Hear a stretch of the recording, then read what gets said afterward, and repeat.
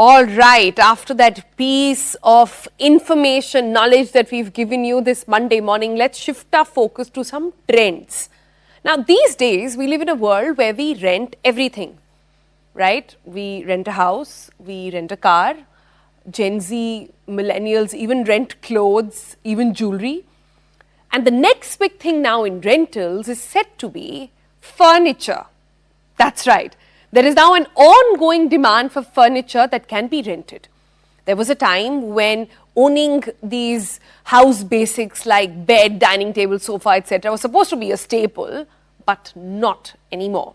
Millennials and Gen Z who move jobs, move cities, change lifestyles quite often, don't want to own a sofa set which would cost them about 50,000 bucks or a dining table set which will cost them about 80,000 to a lakh, when they know that they would move to another city in just about 2-3 years' time, and the transportation cost, well, that's not cheap either. So I'm sure a lot of you are wondering about this. So we thought, let's get you a segment where you can talk about and deep dive into the furniture renting business a little bit, especially since India's rental furniture and appliance market is now worth 33,500 crore. So how does the market really work? Which cities is it present in? And importantly, how much does it cost? Let's get you some answers with our next guest. Joining us now is Siddhant Lamba, founder at Fabrento. Hi Siddhant, how are you doing this morning? Hi, how are you doing? Thank you for having me. Good, good. Very excited to have this chat and understand all these trends from you. Now, first and foremost, I want to understand, Siddhant, who are these people contributing to such a massive market? I'm assuming a lot of young couples, first-time job goers as well, who move to metros for the first time and don't obviously have a lot of money to spend on these or on furniture, and also, if I might say, a little proud to ask parents either. Yes, so I would say today, when you're typically out of college, actually it starts with people who are also in college. When you're moving to another city for education or higher education, you don't typically want to go and start making investments whereby you're going to actually have to procure furniture and use capex or use any money that you have and block it into furniture pieces. You want to keep your life flexible because you're starting out your life. And of course, when you're out of college, everybody's on a budget. You're going to try to make it in life rather than try to make these investments. So yes, when you're about, we say start for a college student at 18. And for us at Fabrento, our typical target market starts at 21, where about people are first time job seekers. They've come to Delhi, Bombay, Bangalore. These are the three main cities where the opportunities surmount more than the other places, though there's growth all over India now. And for us as well, the next focus is to go to tier 2 cities. But talking about the three metros, which are expensive cities, this concept works so that when you come here, you're paying rent. It's easy with the click of a button on a website to get furniture delivered to your house. Right. But, Siddhant, then the question is, and I'm sort of putting myself in the consumer's shoe. I recently, shifted cities as well.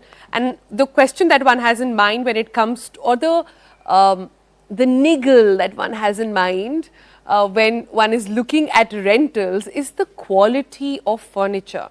Now, since this furniture is traveling homes, I'm sure they are bound to be wear and tear. There's sure to be some mishandling, bad handling as well.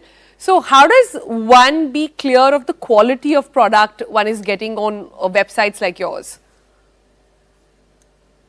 Okay, so I typically can't talk about my competitors and peers, but I can talk about Fabrento. So my family has been in the furniture industry for 70 years. My grandfather started this a furniture business 70 years ago. So when we've been in the trade for so long, and for us, the same factory that produces furniture for multinational offices, for hotels, the same factory, we have tuned a part of it to produce for Fabrento. So we actually produce the furniture in-house, so we know that there's serious quality checks. Coming to when it comes back and we turn it around to the next client, we have people in our care team who watches it. First of all, COVID taught us that we need to be very, very clean. So we have somebody who's cleaning it and bringing it to like great hygiene levels. Second of all, we have a team which touches it up. You know, if there's a damage, it brings it back to a new. So when it actually reaches your home, you would think it's a brand new piece of furniture. You wouldn't know if it's the second cycle or the first cycle or the third cycle of the furniture. You know, furniture is not like an outfit. The wear and tear can be rectified in most cases.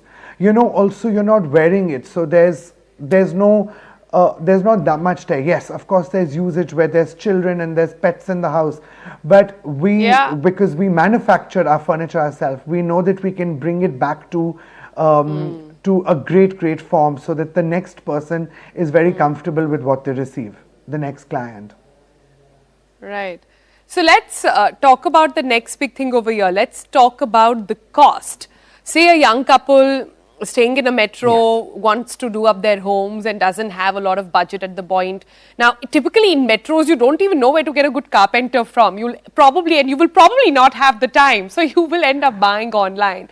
So help us understand, how much does buying versus renting really compare to of these some big items? Let's talk about maybe sofas, dining table, beds, wardrobes. I'm assuming these are the four staple stuff. Okay, so typically for us, say for example, everybody wants to sleep on a double bed, even though of course we rent single beds too. But say take a double bed, for example, a good double bed that you come home after a hard day's of work, or if you're working from home, you're done with work and you want to rest. So we have cutting edge designs which are very cool and modern and pleasing to the eye. So say if a bed with a mattress rents for 799 rupees, you would actually end up, say, buying the bed for a minimum of 22,000 bucks, and then another 7,000 rupees mattress. On the mattress. I would say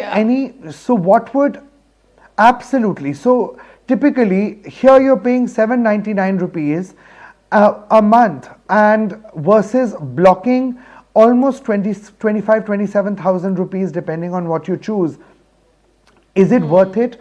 Do you know that you're going to be in the same job? Do you know you're going to be in the same apartment? You don't know what life has in store for you when you're a first time, second time job seeker.